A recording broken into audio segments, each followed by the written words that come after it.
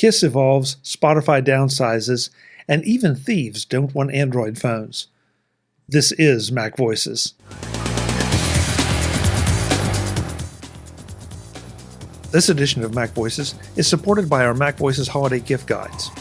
Whether you are looking for gift ideas for others or products to spend those holiday gift cards on, our MacVoices holiday gift guide panels feature some of the guests' favorite gear and why they recommend it. Find all of our holiday gift guides at macvoices.com/holiday gift guides. All one word, holiday gift guides. Welcome to MacVoices. This is the talk of the Apple community, and I'm Chuck Joyner. Kiss has played their last live show as a band, but plan to continue on as digital avatars. Would you go to see that show? Let's go back and let the panel do the talking. So it seems that we are just following a thread here. So here's a left turn, and I'm going to call on Webb and Ben for this one. Thanks. Of course I would. Why wouldn't I? Kiss just wrapped up their career with shows, with a vinyl tour and shows at Madison Square Garden, and then announced that there will be digital avatars going back out on tour of them to continue their legacy.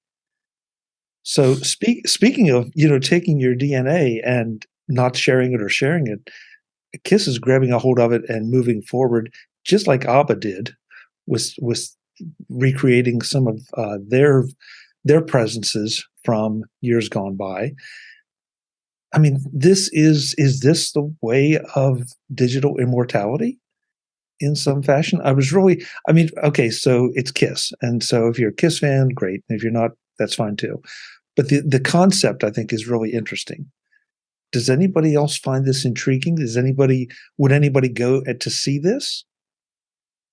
Honestly, I wish they would have franchised the band rather than this. I've seen the avatars. They do not look good. Granted, Kiss has always been highly commercialized, but I just don't want this to be the future of some bands. Yeah. Okay. Bet Webb? Oh, I was just going to say, I agree. It's, love him or hate him, Gene Simmons has always been kind of the driving force of the marketing of the Kiss brand, has been for 50 years. He's, I understand what he's trying to do. He's trying to keep this thing going, not having to go on tour anymore. The real question that you asked is this anything that excites me? No, but I was never a member of the Kiss Army to begin with. So there are some other bands that I'd be interested in. One of the progressive rock bands that I was a big fan of back from the 70s is a band called Emerson, Lake and Palmer. Sure. And two of those band members, Keith Emerson and Greg Lake, have both passed away. Carl Palmer is touring, and he's doing a thing with he tried to do a thing with I'm going to call them holograms. That's a pretty big word, and trying to tour a live concert they did, I think, in Royal Albert Hall. Anyway, trying to play that show. He plays live, and the other two are being recorded.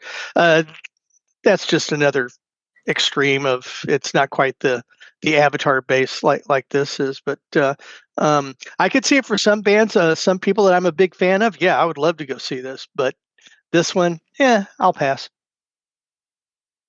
When I saw the story earlier, I missed the avatar part. Mm-hmm. I thought it was just recordings. Really? Why would this is like, no, just hell no. Yeah, it looks like 2008 Guitar Hero. Now it'll get better, but yeah. So how much information are they gathering up right now that will be able to be utilized going down the road? I think that is a very, very interesting possibility. Let's see. I think, there's so many tribute bands now, and some of them are really, really good. Yeah. And,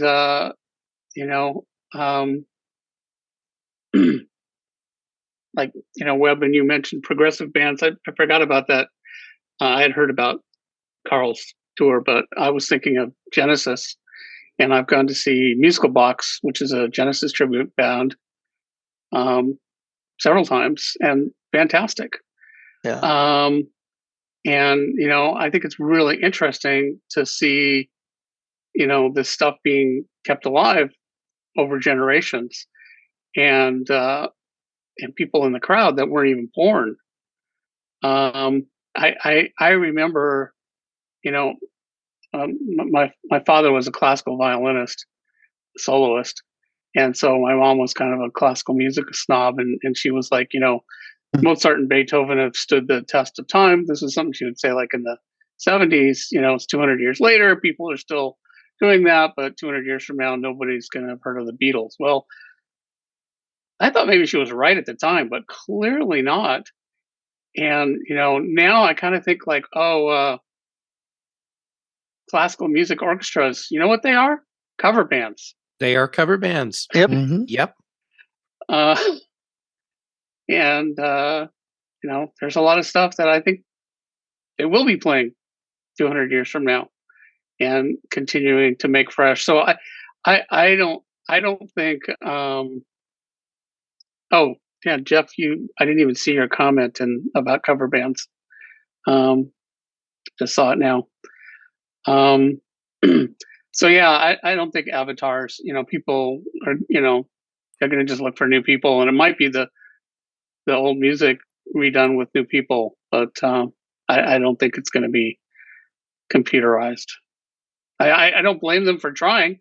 He wants to own it and continue to leverage it and make money off of it, but I don't think it's. I certainly don't think it's going to be the new trend that maybe they'll get some success with it, but knowing to Webb's point, knowing Gene's background, and I don't if you haven't read Gene's book, you should go read Gene's book. I mean, it truly is interesting. It's not just rock and roll debauchery.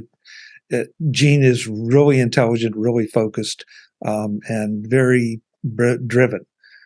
So, if I look at it from the money-making standpoint, I can see it one way.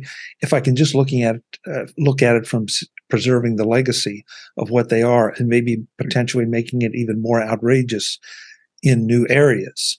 Let's see, who was it? I'm trying. The comments are coming thick and fast in every direction here. Eric, you bring up your point, because I think that's a really interesting one that hits home for us. Yeah, I guess I think it matters who's trying to do the avatars. If it's the band trying to experiment with something, that's the band trying a new way of getting their stuff out there. I think that's different from like a record label or some other corporation coming in and saying, we want to keep pulling money out, so we're going to create this and then keep sending them out on tour without having the band have more control over it. I didn't see anything in the article about comments from the members of the band, though. I don't know if they'll agree with that, and I don't know what happens with avatars if somebody dies. Do they keep going? Do they not keep going? It's the whole Princess Leia, could it be an avatar or not kind of situation. We've talked about this a couple times, that there are areas of the law that need to be explored and written. That we're into some very, very new territory here, no question about it. I did want to point out, Steve in the chat room says sometimes the kids of band members continue the band, and that's a fair point. So maybe they would be the ones to control the avatars. I don't know, Ben. Well, it's just like any kind of estate. Yeah. Yeah, exactly. And there's a bunch of Tom Clancy books have come out after Tom Clancy died. Yeah.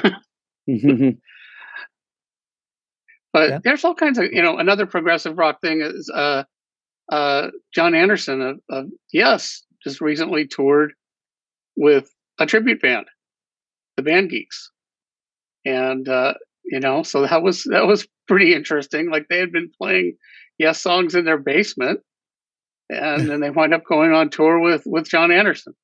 And nice gig if you can get it. Yeah. Well, it looked like it was. I've seen a lot of YouTube of it. It didn't come anywhere near. They didn't come anywhere near California, but it looked like a great show. Ben? But I was going to say, as long as Gene Simmons and Paul Stanley are alive, there's going to be nobody but them who controls those avatars. They're at the point where they have more power than the record labels. Which is, but I'm sure there are.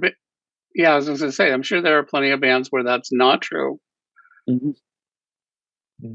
Mark, you get almost the last word. I'm going to take the last word. Okay, yeah. So my impression when I read the article, and then hearing Jim and Ben and Webb talk about this, it seems to me this is a move by a bunch of aging rock and rollers who want to rake in the money, who don't want to have to go through the physical travails of going on the road for concert tours, and are just hoping to do it digitally. So that's the way to think about it. It's a grab for money through virtual performance, and probably nothing more, nothing less. Okay. I mean, is that any different than releasing live albums? Well, yes, because I think the economics of going through a record label, basically, the albums have people over a barrel, and where if you go out on concert tour, you all that money goes directly into you. So if they can, I don't know if I'm not really a Kiss fan, so I don't know when the last time they've come out with a new album was, but guaranteed they'll make way more money if they can sell it, at a venue, and probably even as much or more money if they can sell it virtually, by delivering over the internet. So I think because both I think Webb and you Chuck point out Gene Simmons, and he's been on The Apprentice when Donald Trump was only known for saying you're fired. Mm-hmm. So he's a good businessman. And again, maybe I'm being too cynical, but he has musical talents, but he has business talents, and he's in it for the bucks. So I think he's realized this is a way you can sidestep all the logistical problems, of having to rent out coliseums to go on, pick a number, a 36 city tour. Just do it via the internet. So I think this is advancing the art a lot. We'll have to see if youngins like Taylor Swift break into doing something like this, because she's not an old fart like Gene is, but we'll see if she can make more money, doing virtual, internet-based concerts instead of having to do, global tours. That may be indication that this is truly a trend. But because she definitely needs more money. Oh, I'm sure she does. Yes, you can say the same thing for the Rolling Stones. They just came out with a new album and a tour, and Sure. Yeah, and I think they like doing it. So Jim, to your point, and to Webb, she needs more money just to stay ahead of Travis. Well, and I mean, look at what she just did with the Eras Tour video. Film. The movie, yeah. So I mean, this is where I feel like it starts to get a little bit gray. She has preserved her performance at arguably the height of her power and her popularity and her talents. Mm-hmm. And so you can argue whether Kiss is at the height of their popularity or their talents, or whether they're just taking advantage of this technology now that it's finally available to preserve what they can do at this point and maybe enhance it through artificial technological means. But Chuck, you're combining together two things that I think are completely independent. One, the height or low point or some point in between of their popularity. I think that's completely distinct from their ability to use internet as a way to deliver live performances, etc. Does it say they're going to do that? It sounds like they're still going to be renting coliseums. They're just not going to show up themselves. Well, listen, the whole thing is up for grabs because, to Eric's point, that's what it sounds like to me, Jim. I agree that they're going to be renting out venues, setting up the gear, and having it appear that way. And I'm sure they will have all the fire and the pyro along with it to enhance the experience. But what if something like this could be done in a headset in a VR setting? Then it probably will be. And when it's really going to get controversial is somebody's going to make avatars for somebody that Jimi Hendrix. Let's have another Jimi Hendrix concert. Sure.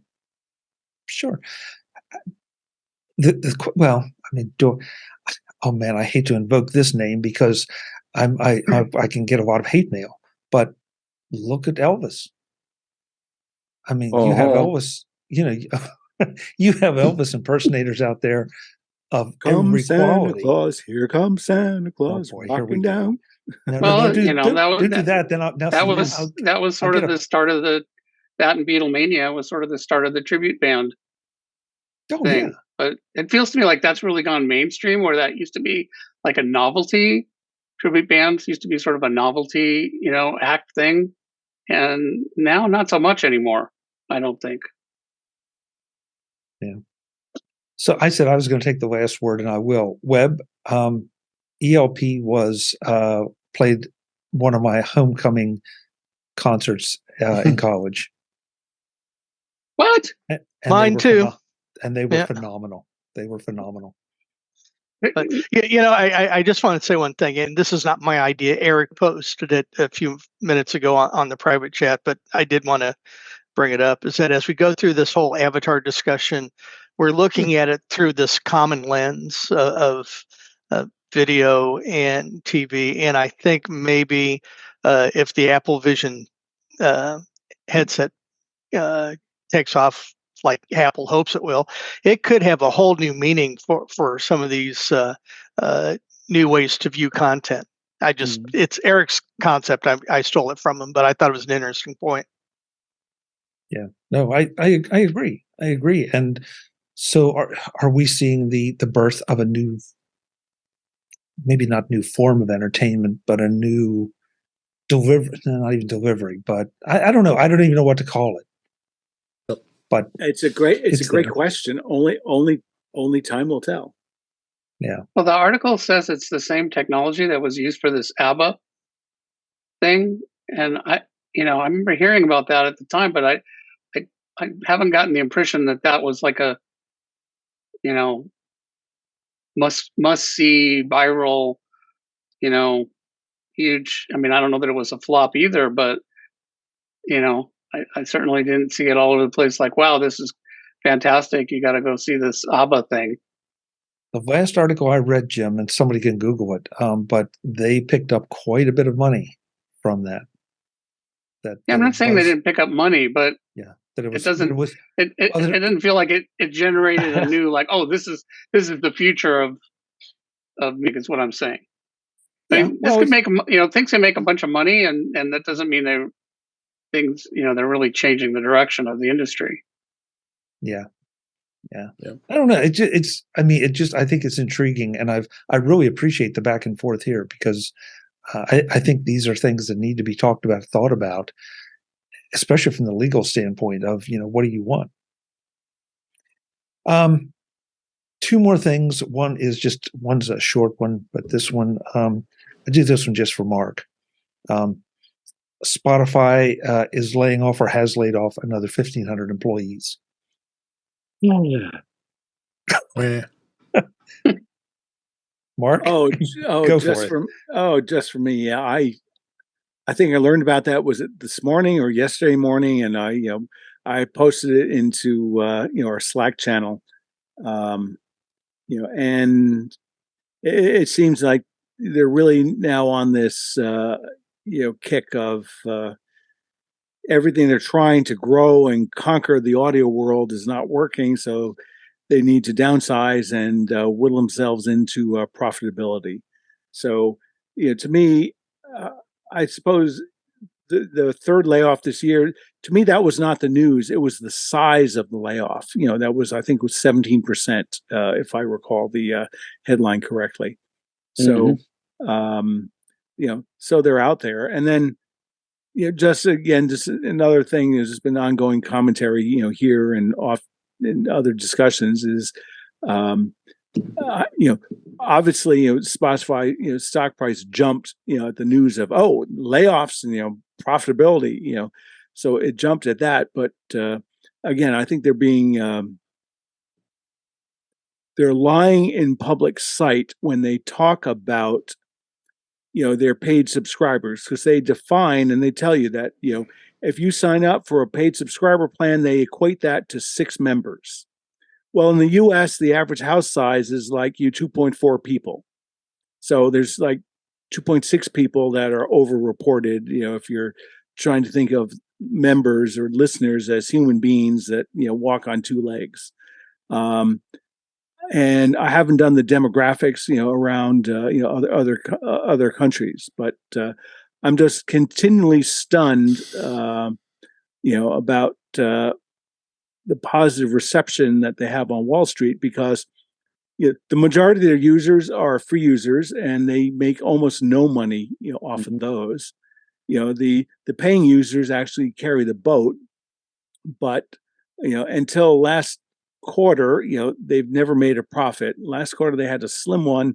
We'll have to see what happens this quarter, because they're going to have all sorts of restructuring and other expenses. So fast forward, to having this discussion in April, or March next year.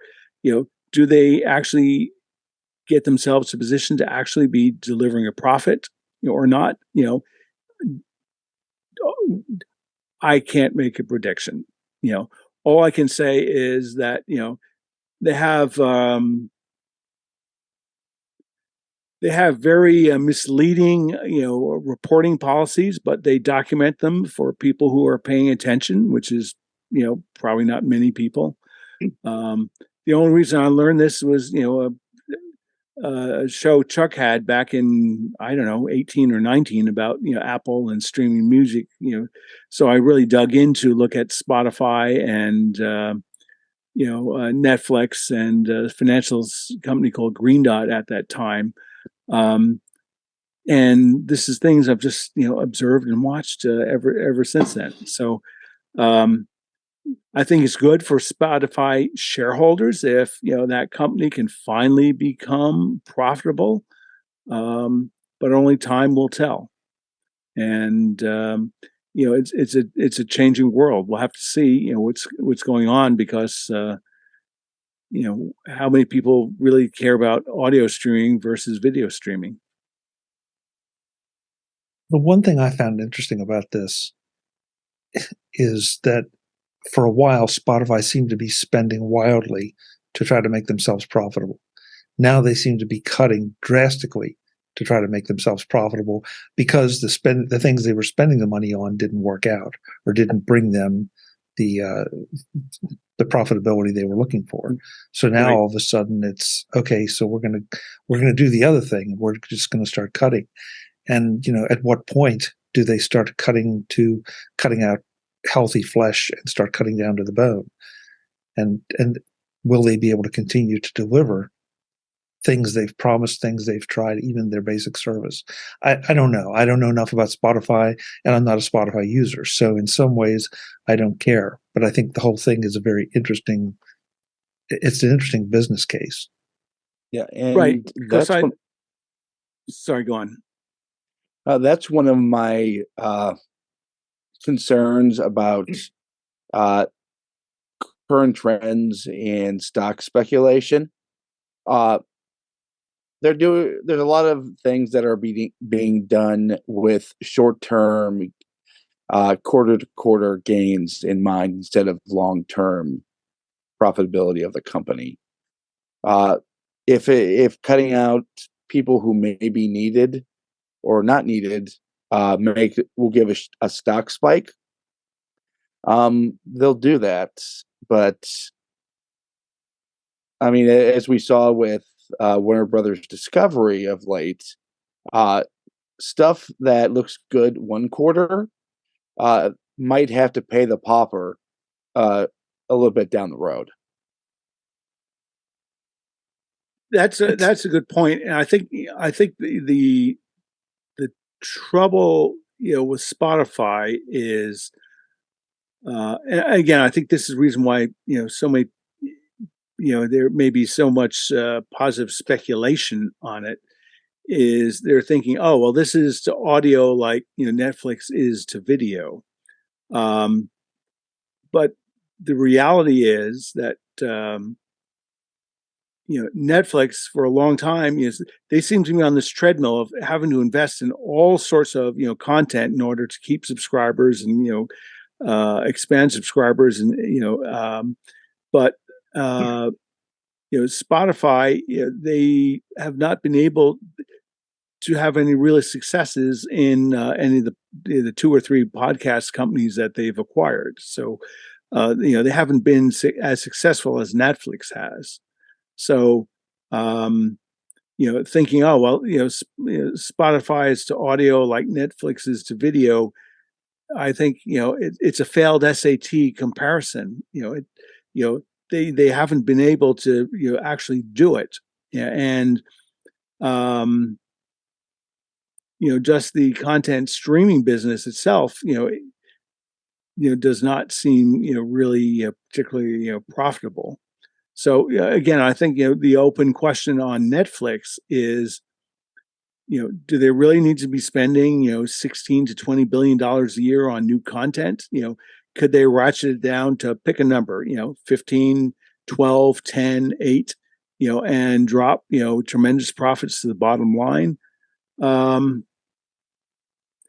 I think not, and the reason is the point Jim Ray made earlier about video is people want to watch it once, and really, who cares if you really actually own it, and you don't want to have any attachment, to actually go out and visit and watch it again. So, I think there's still unanswered questions about both of these video, video and audio business models. But of the two, I think Netflix is in a much stronger position, and because it actually generates profits. You can argue about whether it should have more or less profits than they do, but Spotify until last quarter, they've never had a profitable quarter at all. So I think they're just a bad business model, and maybe they're now coming to have the final reckoning that gee, we have all these people doing all these things, it's not working out. We need to cut them out and jettison all this expense, and and then maybe they can be profitable, or maybe not. Only time will tell. Spotify is, quite frankly, a VC baby. They came up in an era where you want number of users and what would you call it? The concept of profitability was actually more than a sound business model. Oh, in other words, get eyeballs and then figure out how to make money. Yeah, exactly. That's how I was failing to say it. Those are the good old days. But Mark, sorry, Ben, go ahead. No, I was gonna say, honestly, I don't think this company has any idea how to make money. Mark's commentary was interesting, but I do think that audio and video are two very different things. Yeah. And as Jim said, listen, there are plenty of movies I've gone to or TV shows I've watched I've enjoyed. I watched them once. I have no need or desire to ever see them again. And then there are those that I want to go back and revisit. Music is another matter. Music, I think, a lot of the time you want to go back and revisit because you have your favorites, you have your favorite tracks or albums or artists, and you want to listen to them again and again. And audio you can listen to if you're walking your dog or driving someplace where video, it's pretty much, an all-inclusive, experience. So it's much more limited. Yeah. So, agreed. But yeah. So, but again, I think the lasting, value of audio, I think the audio licensees, have the better of Spotify. So I think they're just locked into a bad business model. There's one last story that was just too good not to wrap up with. Oh God, what I do this time? Well, yeah, there is that. But you weren't involved in this. But this was a robbery that took place in Washington, D.C. last month, where a gentleman was held up. They took everything that was in his pockets, wallets, keys, phone, and then the thieves recognized that it was an Android phone, not an iPhone, and they gave it back to the guy. That was the best. I was floored listening to that. Smart thieves. I mean, again, okay, we're playing to the audience here, but I loved it. Is this legit? Or I mean, seriously, is it legit? Because it sounds like a comedy show sketch. No, this was reported in 9 to 5 Mac and a couple other places. So that's not what Jeff asked. Well, yeah, even if it isn't, but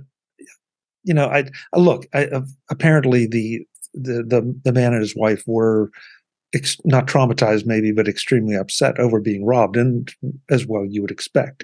But if this really happened this way, it is just classic. Oh, it was the best.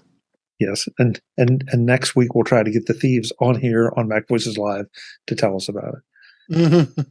No, it was Green the Bubbles, original story was on the local ABC affiliate. So again, not what Jeff asked, but yeah, I'm right. looking at the ABC affiliate story right now. Yeah, look, I was going to Google it too. Yeah. And so Channel 7 was always when I lived in DC, it was always a reputable source. So sometimes you just can't make it up. Guys, this has been a wide-ranging discussion. Thank you very much. We went deep on a couple topics that, honestly, I thought were going to be throwaways. I should have known with this group. Let's go around the table, let folks know where they can find you, and then we'll head out.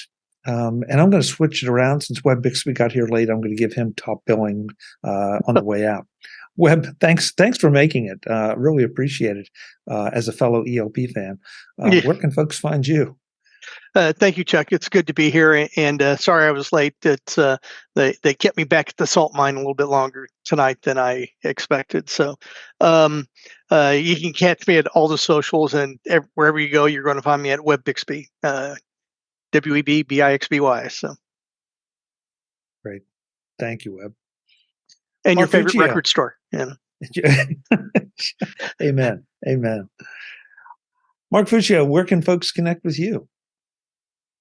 Either LinkedIn or X, FKA Twitter, Mark Fuccio, MarkFuccio. Great. Thank you, Mark. Ben Roethig, thank you for being here. What's the best way for folks to find you?